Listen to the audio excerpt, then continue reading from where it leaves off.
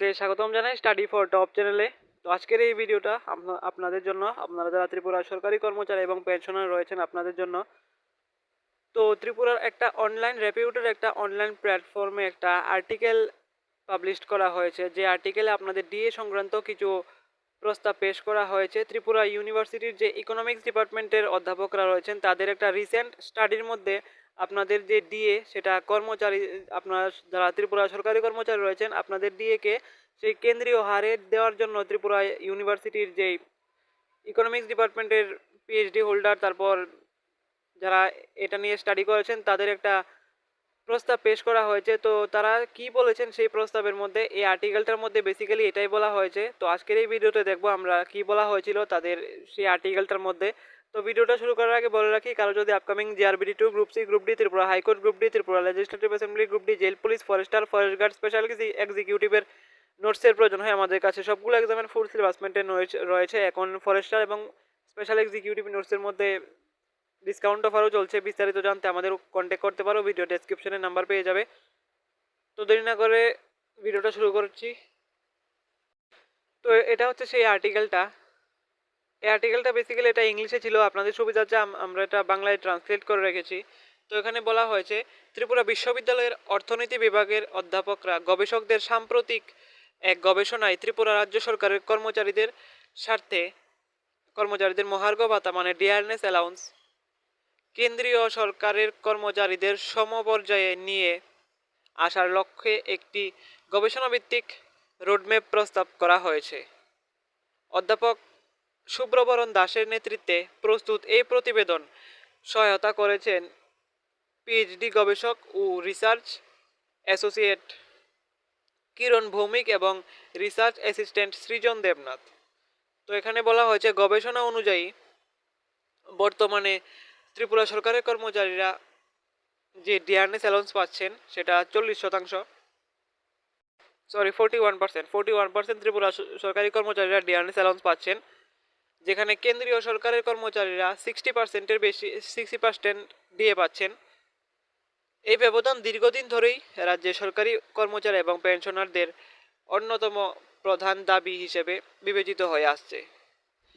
কর্মচারীদের প্রত্যাশা এবং রাজ্যের আর্থিক ব্যবস্থার মধ্যে ভারসাম্য বজায় রেখে গবেষক দল একটি ধাপে ধাপে এবং আর্থিকভাবে টেকসই কৌশল সুপারিশ করেছেন। প্রতিবেদনে 2026-27 অর্থবছরে বেতন মঞ্জুরি ব্যয়ের প্রাক্কালে 30% বৃদ্ধি অন্তর্ভুক্ত করে ডিএতে উল্লেখযোগ্য বৃদ্ধির প্রস্তাব দেওয়া হয়েছে। এর ফলে রাজ্য সরকারি কর্মচারীদের ডিএ কেন্দ্রীয় সরকারি কর্মচারীদের যে ডিএ সেটার সমপর্যায়ে চলে যাবে। এরপর 2027-28 অর্থবছর থেকে পরবর্তী টানা 3 বছর প্রতি বছর অতিরিক্ত 7% ডিএ বৃদ্ধির সুপারিশ করা হয়েছে। এই হিসেবের মধ্যে সময়ের সঙ্গে বেতন ব্যয়ের স্বাভাবিক বৃদ্ধিকেও বিবেচনায় নেওয়া হয়েছে। তারপরে বলা হয়েছে, ভবিষ্যৎ ব্যয়ের হিসাব নির্ধারণের জন্য গবেষকরা ন্যাচারাল লগারিদমিক গ্রোথ মোড ব্যবহার করেছেন এবং 2004-05 থেকে 2023-24 পর্যন্ত দীর্ঘ 20 বছরের আর্থিক তথ্য বিশ্লেষণ করেছেন। গবেষণায় বলা হয়েছে, এই ধাপে ধাপে বাস্তবায়িত পরিকল্পনা রাজ্যের উপর অতিরিক্ত আর্থিক চাপ সৃষ্টি না করে ধীরে ধীরে ডিএ ব্যবধান কমাতে সাহায্য করবে। গুরুত্বপূর্ণ এই প্রতিবেদনে পেনশনভোগীদের ক্ষেত্রেও একই ধরনের কথা সুপারিশ করা হয়েছে। 2026-27 অর্থবছরের পেনশন ব্যয়ের প্রাক্কালেও 30% বৃদ্ধির কথা বলা হয়েছে এবং পরবর্তী 3 বছরে প্রতি বছর 7% বৃদ্ধির প্রস্তাব রাখা হয়েছে। গবেষকদের মতে এর ফলে অবসরপ্রাপ্ত যে কর্মচারীরা রয়েছেন তারা ডিএ সমতার সুবিধা পাবেন এবং তাদের আর্থিক নিরাপত্তাও বৃদ্ধি পাবে। কর্মচারীদের কল্যাণের পাশাপাশি গবেষণাটি ডিএ বৃদ্ধির বৃহত্তর অর্থনৈতিক প্রভাবও তুলে ধরেছে। গবেষণার সঙ্গে যুক্ত যে অর্থনীতিবিদদের মতে, সরকারি কর্মচারী এবং পেনশনভোগীদের হাতে বেশি ব্যবহারযোগ্য আয় পৌঁছালে পারিবারিক যে ভোগ ব্যয় সেটা বৃদ্ধি পাবে। যার ফলে পণ্য এবং সেবার চাহিদা বাড়বে। এই অতিরিক্ত ব্যয় স্থানীয় ব্যবসা, ক্ষুদ্র উদ্যোগ এবং পরিষেবা খাতকে উন্নত এবং উৎসাহিত করতে পারে, যা রাজ্যের অর্থনীতিতে একটি ইতিবাচক বহুগুণক প্রভাব সৃষ্টি করবে। তবে একই সঙ্গে প্রতিবেদনে আর্থিক শৃঙ্খলা বজায় রাখার উপরও সমান গুরুত্ব দেওয়া হয়েছে। এতে উল্লেখ করা হয়েছে যে প্রস্তাবিত ডিএম রোডম্যাপ সফলভাবে বাস্তবায়নের জন্য রাজস্ব বৃদ্ধি, ব্যয় ব্যবস্থাপনা, দক্ষতা উন্নয়ন এবং দীর্ঘমেয়াদী আর্থিক পরিকল্পনা অত্যন্ত অপরিহার্য। প্রস্তাবটির ধাপভিত্তিক কাঠামো কর্মচারীদের কল্যাণ এবং রাজ্যের আর্থিক স্থিতিশীলতার মধ্যে ভারসাম্য বজায় রাখার উদ্দেশ্যে তৈরি করা হয়েছে।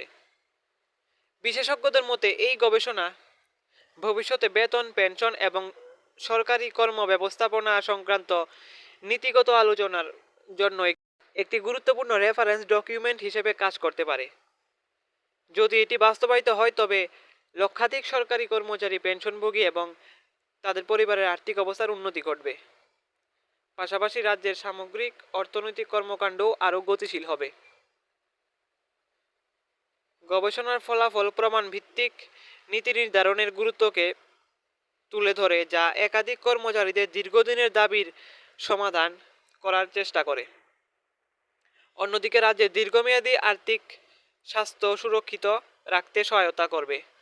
তো বেসিক্যালি এটাই বলা হয়েছে যে ত্রিপুরা ইউনিভার্সিটির যে ইকোনমিক্স ডিপার্টমেন্টের অধ্যাপক গবেষকরা রয়েছে, তারা তাদের একটি সাম্প্রতিক গবেষণার মধ্যে তারা বলেছেন, প্রস্তাব পেশ করেছেন যে ত্রিপুরা সরকারি কর্মচারীদের কেন্দ্রীয় হারে ডিএ দেওয়ার কথা এবং প্রতি বছর 7% ইনক্রিমেন্টের কথাও বলেছেন, যেটা খুবই যুক্তিসঙ্গত।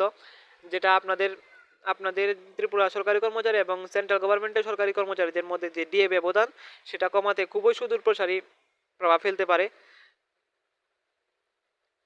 তো এটাই ছিল আজকের এই আর্টিকেলটা, যারা তারা প্রস্তাবটা পেশ করেছেন। তো আজকের এই ভিডিওটা এতটুকুই। এরকম ইনফরমেটিভ ভিডিও সবার প্রথমে পাওয়ার জন্য সাবস্ক্রাইব করুন আমাদের চ্যানেলকে।